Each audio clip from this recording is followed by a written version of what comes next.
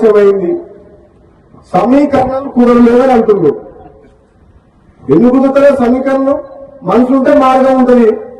ఎవరు కుదరలేదు రాకుండా ఎందుకు కుదురుతలేదు సమీకరణలు? నీకు నీకు నన్ను పార్టీలో తీసుకున్నప్పుడు కదా మీ ఇద్దరు వరదలు ఉన్నాను కదా, వాళ్ళకు తెలుసుగా.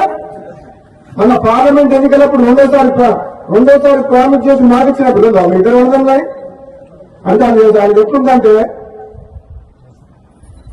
ఒడ్డు దాటినాక ఓడమల్లా కొనదానంలో పోవమల్లా అన్నట్టుంది. ఇప్పుడు సమీకరణం కుదురుతలేమని మన బట్టి విక్రమార్క గారు అంటుంది. ఏం కుదురుతున్నాం? 9 మంది ఎమ్మెల్యేలు ఖమ్మం జిల్లాలో 3 మంత్రులు ఉన్నారు. ఎంతమంది ఉన్నారు? 11 మంది ఎమ్మెల్యేలు ఉన్నా నల్గొండకు 3 తప్ప మహబూబ్నగర్కు ముఖ్యమంత్రి ఇచ్చేదా? మనం రేవంత్ రెడ్డికి ముఖ్యమంత్రి ఇచ్చినప్పుడు ఇద్దరన్నా మీద తప్పేంది?